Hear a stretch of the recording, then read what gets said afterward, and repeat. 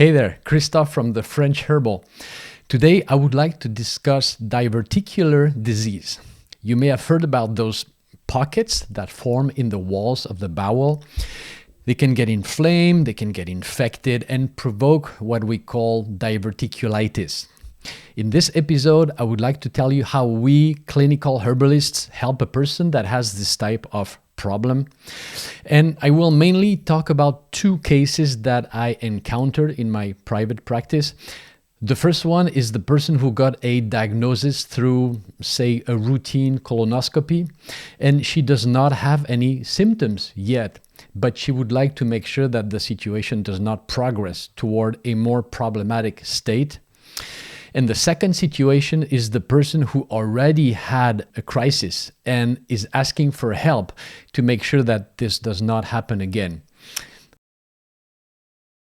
The category of herbs we will use will be mostly similar, but there will also be some differences between those two cases, okay? Before we start, a quick but important reminder. I am not a doctor, a pharmacist, or a licensed healthcare professional. The information that I share in this episode is for educational purposes only and not intended to diagnose, treat, or cure any condition and replace any professional medical care. Okay, so first of all, let's define some terms. We use the broad term diverticular disease for the chronic or acute forms of diverticulosis. So, what is diverticulosis? Well, it's about the presence of diverticula, and that's the plural. A diverticulum is the singular. A diverticulum is a pocket in the wall of the large intestinal tract, more precisely in the sigmoid colon. So imagine the situation here. The intestinal tract is like a tube in which foodstuff is broken down and absorbed, and the residues transit over the rectum for evacuation. The transit is supposed to be smooth without impediments, right? And in diverticular disease, over many years, the intestinal tract has been stretched too much and pouches have formed. Those pouches create issues with foodstuff getting stuck, right? Meaning stagnation and bacterial development. And the body hates stagnation. It creates cesspools of stuff. And sometimes those pouches can get infected and then lead to an acute crisis, sometimes with a fever, and sometimes it can get pretty serious with perforation, etc. And as a matter of fact, as I was preparing this episode, someone close to me had a very serious crisis, and the gastroenterologist said that if another crisis like this one happens, they may need to cut a section of his intestinal tract, what we call a resection. Not to scare you, right? Because overall, those very acute crises are pretty rare, and most of the time, the acute episode it's about a serious inflammation, which will resolve by itself. And if there's infection, then treatment with antibiotics will do the job. Most of our work, we therapists who are not of the medical profession, consists of helping people between crises to make sure that it does not happen again, right? So mostly prevention, to be clear. We're not playing doctor here, and we require that our clients have a physician managing the situation, and we act as complement. Okay, so to summarize with those terms, diverticular disease is the broad generic term that includes diverticulosis and diverticulitis. Diverticulosis is the presence of those pouches, those diverticula, whether they're symptomatic or not. And in a lot of people, they're not symptomatic. So you would never know if you had them, or maybe you find out during a routine colonoscopy after a certain age, maybe. And then diverticulitis is the acute crisis where the diverticula are inflamed and sometimes infected. And that may be how you found out that you had diverticulosis. Okay, so now that we have defined those terms, let's talk about the cause of diverticulosis. Those pouches how do they form? Well, we think that they are due to overstretching of the colon mucosa. So when and why does it get stretched? Well, usually it's when you have chronic constipation.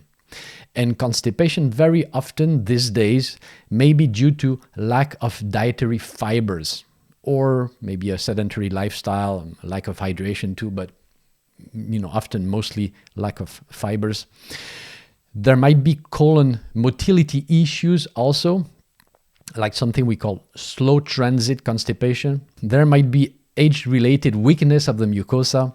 So, as usual, the situation may be multifactorial. And here, talk to your physician to see what might be the primary cause and how you got there, right? Because it will help you better pick lifestyle changes.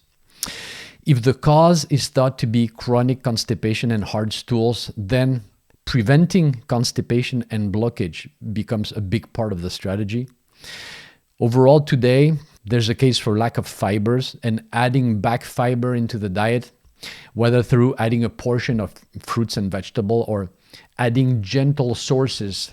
And in the plant world, we have mucilages. And mucilages will also be beneficial for the intestinal flora. There's a lot of discussion regarding what type of fibers are better, which ones are more irritating and should be avoided. And at a high level, we have basically two types of fibers. We have insoluble fibers, like those coming from wheat bran. And, that is something often recommended when there is constipation, wheat bran. And those insoluble fibers, they may be a bit irritating to some, especially if there is some kind of intestinal hypersensitivity, but it may work fine to improve transit in other people. So it depends. We have a study from 2016, and all references are on my website, as usual, that actually challenges the long-held belief that insoluble fibers protect against asymptomatic diverticulosis, suggesting that its role may be neutral or even a bit harmful in cases of slow transit. Overall, without making things too complicated, the long-term goal is to keep a food journal and to see what foods and meals seem to be well tolerated and improve transit if there's some kind of underlying constipation issue, right?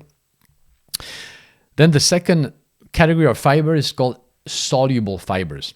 And they're a bit different. They form a viscous gel in the intestinal tube, which helps with transit without irritating the mucosa. And also, its fermentation by the gut microbiota will produce what we call short-chain fatty acids, which are very beneficial for the health of the colonic tissues. Those fatty acids actually reduce inflammation and they strengthen the intestinal barrier. That being said, we need to be practical here. So some people will be more sensitive to this or that food. And if you observe that a particular food is irritating to you, then you avoid it. But you also need to go above and beyond that, right? So we herbalists often ask our clients to keep a food diary up to date, along with how the digestion is going and how the transit is going. And if you really listen and write down what's happening inside, then you will know which foods seem to be more irritating than others and which foods slow down your transit, right? And this may take months, but it's really worth the effort. Seeds and nuts are often excluded in general advice. Raw veggies are sometimes irritating in sensitive people. And again, here there are some exceptions like ground flax seeds, which we also call linseeds, which are technically seeds, but very rich in mucilages, and they can help quite a bit when there's chronic constipation. They need to be ground very well, very finely though, and consumed with water so that they can swell and act like moist little sponges. But again, individual sensitivity is important here, and personal validation is what matters. So all those tools I'm talking about, you need to test them and write down what are the results. So back to fibers though. The important point here is that the scientific consensus favors fibers, mostly from fruits and vegetables. If raw veggies are a bit harsh for you, then cooked veggies, steamed or otherwise, will be better tolerated. But a good portion of those will be important for prevention of acute crisis. Add mucilaginous plants like marshmallow root or slippery elm, or finely ground flaxseed or ground psyllium husks. They may help with your transit and act as emollients, soothing the mucosa, calming inflammation. Porridge with oats is often soothing and helps with the transit too. Now, during a diverticulitis crisis, that's a different story. Follow your doctor's advice here. There will probably be a bland, low residue, mostly liquid diet during that period, but that is a special case of an acute flare-up. A quick pause to let you know that you can grab my free ebook on preparing herbal teas for the 4 seasons. It's full of simple recipes and blends you can make with herbs you can buy or even grow almost anywhere.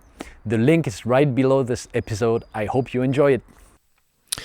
Okay, let's talk about herbal strategies now, and we will carve out 2 cases.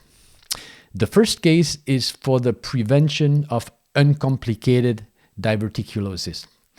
We're going to suppose here that the diagnosis has been made, as I said, maybe through routine colonoscopy, and maybe there's a bit of digestive discomfort, not much though, maybe a bit of inflammation and bloating and spasms, cramps sometimes.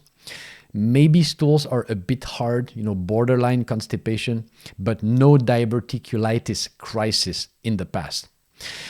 And the main goal here are to reduce stagnation, calm inflammation, and prevent further damage and stretching of the bowel wall, and prevent progression toward a crisis. And the program may include the following. First category of herbs.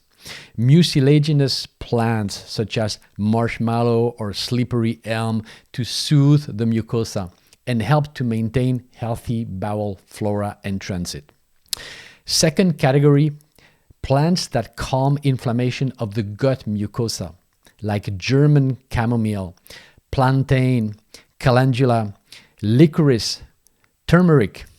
And we can note here that some of those plants, like licorice, are also very rich in mucilage, right? So we could also put them in the first category.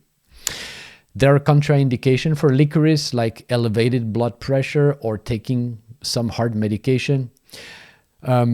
Licorice needs to be handled in a full episode to fully understand how to use it. And I will do an episode on licorice later on. Third category of herbs, plants that improve the strength of the gut walls, that promote connective tissue strength, that help with collagen formation, such as plants that are rich in silica, because silica is a cofactor to make collagen. And here we have plants like horsetail. Here in France, we also use bamboo powder, which is made from the dehydration of the liquid found in the nodal joints of some species of bamboo. We have nettles, very rich in silica. Then we have plants that are known to stimulate collagen formation, like Centella asiatica, also called gotucola. Calendula would be very good here too. We could consider plants that help with microcirculation, those that are rich in flavonoids and proanthocyanidins, which we also call OPCs, such as grapeseed extract, red vine leaves, hazelnut leaves, etc. And here we need a light hand because some of those plants are also rich in tannins, and we want to avoid lots of tannins if there is chronic constipation because they can make the situation worse. Fourth category, gentle herbs that could further help if there is associated constipation. And here we will have a separate episode on constipation. So I'm not going to fully dive into constipation for now, but needless to say, Some herbs can help, but they can do that in a harsh, irritative way, like senna or buckthorn, and we want to avoid those. Of course, needs to be also proper hydration, movement. They're all important here as well for a good transit. And with those 4 categories of herbs, we could create a program. And here, following the French practice, I would put a tea blend at the core of my program. And then I would add plants in other forms like capsules or tinctures around my tea if needed. So let me give you a simple example.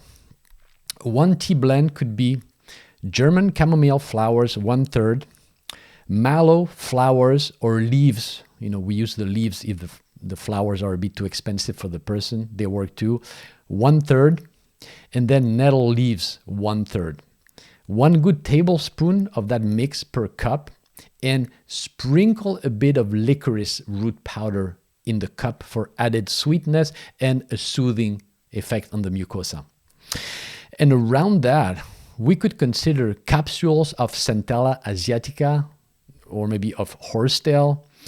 If there's a bit of chronic constipation, maybe starting simple with a magnesium supplement and maybe ground psyllium husks in a glass of water, etc. And as usual, the full program would depend on the person and her constitution. There could be periods of taking certain things, then periods of pause, right? And I may keep the tea blend for everyday consumption. I would be fine with that. On top of that, keeping a food diary and a digestion diary, very important. Writing down every food, every meal for a period of time, right? To better understand what may cause irritation or discomfort. And at the beginning, things may seem a bit messy and you don't manage to understand correlations, but with time, you will start to notice some trends, and this is really good information. Okay, so that was the first case. Our second case, here we have a person that had a bout of diverticulitis in the past. And the physician may have prescribed antibiotics and things are good now, the crisis is behind, but the person is asking for advice to prevent any further crisis. Well, our foundation needs to be the categories we already mentioned in the case number 1. So the baseline is the same, but we will add some new categories. The 5th category here, we probably need some immune-enhancing herbs, such as echinacea or astragalus or reishi or andrographis.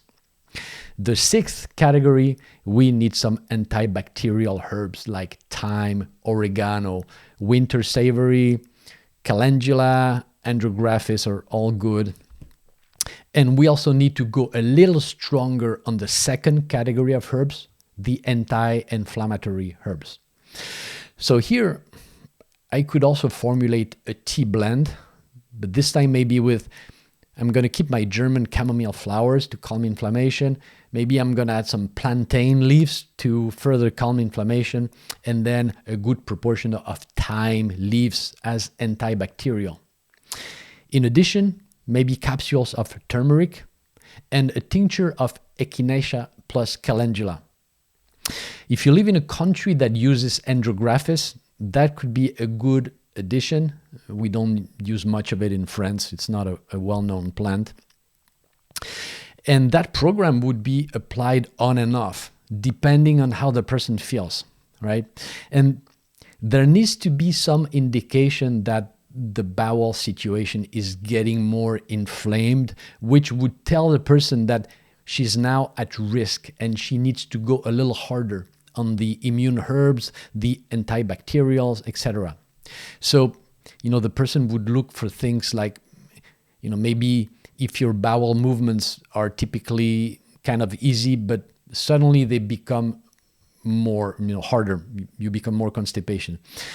Or bloating and gas buildup after meals, or discomfort and cramping getting a little worse. And, at that moment, then you deploy the case 2 protocol, if you will. So hopefully that makes sense. To wrap up, diverticular disease It's a chronic condition. It requires a long-term approach, right? Not a quick fix.